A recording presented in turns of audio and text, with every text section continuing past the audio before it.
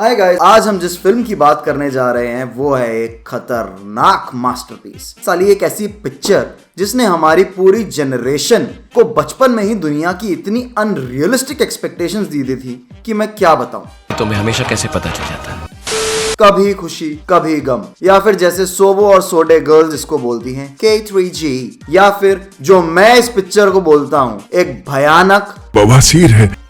क्योंकि साली इस पिक्चर ने 90s की पूरी जनरेशन को ऐसी सड़ी एक्सपेक्टेशंस दी हैं। मैं एग्जांपल देता हूं, जैसे बेसिक एक्सपेक्टेशंस आपकी कि फैमिली कैसी होनी चाहिए, कॉलेज कैसा होना चाहिए, इंडिया के अमीर हॉगवर्ड्स जैसे घरों में रहते हैं या नहीं।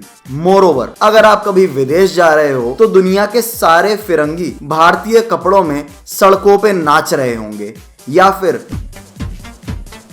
अगर आप अपने घर से निकाले गए हो क्योंकि आपको किसी गरीब लड़की से प्यार है, तो आपकी घर वापसी के लिए आपकी दादी या घर के किसी बूढ़े का मरना जरूरी है। So let's begin the review of this bloody 3.5 hour long family saga. ऐसा क्यों होता है कि एक बाप अपने बेटे से कह नहीं पाता? अकेले अकेले ऐसा क्यों होता है कि एक बाप अपने बेटे से कह नहीं पाता? भाई आगे स्वाद। ये इस फिल्म का पहला सीन है। अ टॉक्सिक पेट्रियार्क जो थिएटर में बैठी ऑडियंस से अपने प्राइवेट क्लिनिकल इश्यूज डिस्कस करना चाह रहा है। साले, तेरे पूरे परिवार की दिक्कत तेरी इमोशनल अनअवेलेबिलिटी है। सबके बस की बात नहीं। एंड ऑनेस्टली, अगर पिक्चर के एंड में तेरी मम्मी की जगह तू मरता ना, तो वो होती एक्चुअल हैप्पी एंडिंग। बहुत दुख दिया।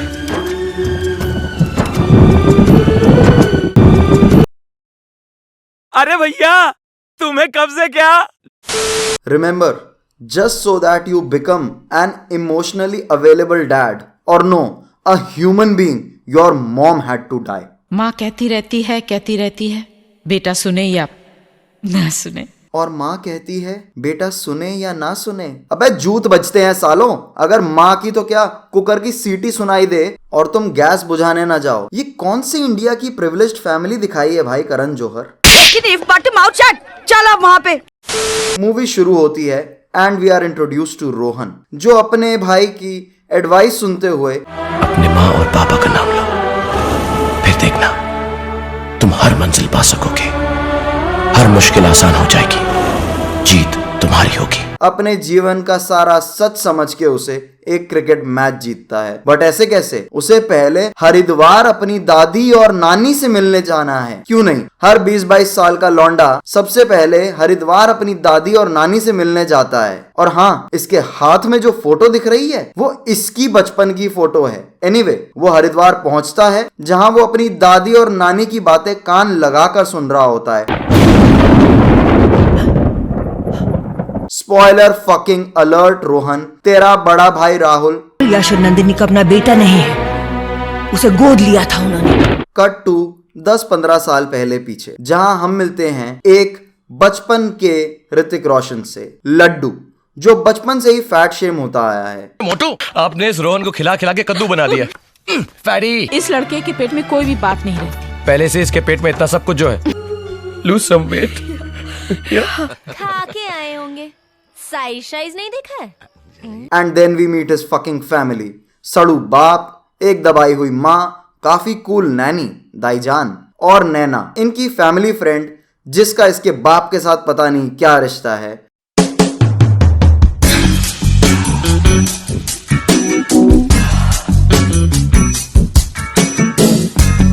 कह दिया ना, बस कह दिया। और जिसका राहुल पे बचपन से क्रश है। A lot of characters guys I know, but try to keep up.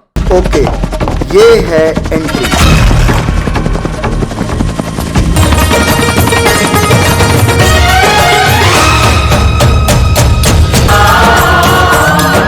Shahrukh की जैसी इस फिल्म में एंट्री हुई है ना, वैसी मैं बचपन से कहीं एक्सपेक्ट कर रहा हूं। जीवन में कहीं भी चलेगी भाई। क्या अंत की बकचोदी है ये। मेरे आने से पहले तुम्हें हमेशा कैसे पता चल जाता है? भाई हेलीकॉप्टर से आया है तू, पूरे मोहल्ले को पता चल गया है, तेरी माँ को पता, क्या मतलब? कुछ भी हमें राहुल और नैना की चाइल्डहुड फ्रेंडशिप दिखाते हैं and we can see that Naina who clearly has a thing for Rahul, जो राहुल को ईमेल, लेटर और फैक्स करती थी।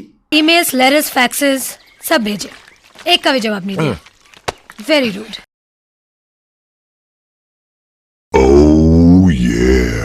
And Rahul does not clearly give two shits about her. दिल से लगता है भाई, बुरा लगता है भाई, आप लोग भी जानते हो।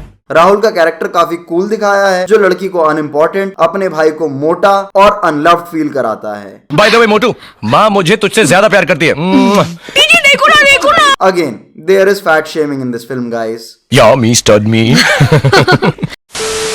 हंसो, जब मैं बोर्डिंग स्कूल चला जाऊंगा ना तब याद करना मुझे। साले, तेरा भाई देश निकाला लेने वाला है और तेरी बहुत तगड़ी बॉडी बनने वाली है। And the most important thing भाई, तेरी आंखों का रंग बदलने वाला है। कुदरत का करिश्मा है तू है कहां?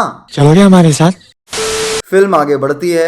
यश Raichand has the talk with his son and here then comes the most cringe worthy character of the film. और हाँ, इनके घर टूटने का रीजन ये बावली औरत अंजलि।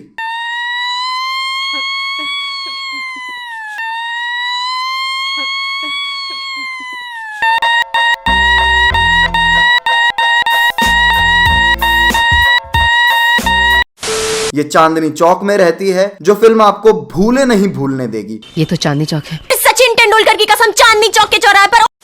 इनकी दुकान का नाम भारत था। ये बचपन में दूध में कोकेन मिला के पीती थी। गई फिल्मी हो जाते।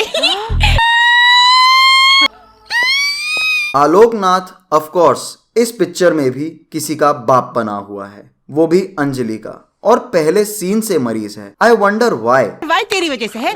यहाँ घर में राहुल की शादी की फोर शैडोइंग चल रही है एंड इस फैमिली के कुछ अलग रिवाज हैं। तुमने क्या किया? तुम्हारे पिताजी नंदिनी को ढूंढ कर लाए।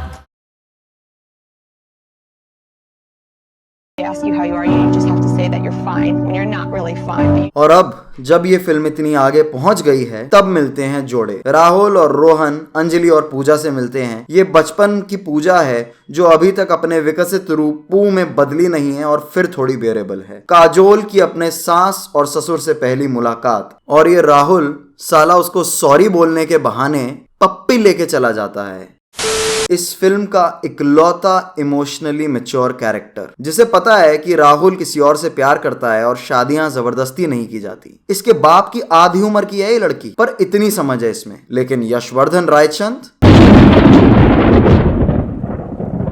भाई, किसी के घर शादी की दिक्कत होना, इस आदमी को बुला लो। बेटियां ब्याहने का काम है इसका। ओए पुत्र, शादी तो तेरी होनी है। एक्टिंग तो ये पार्ट टाइम जॉब करता है। बताओ, अपनी डेड बॉडी के साइड में अपनी बेटी की मांग भरवा दी। असली ओजी ये आदमी है भाई, ये गुरु आदमी है। तू चुप कर, नहीं बोलता मैं तेरे नाल।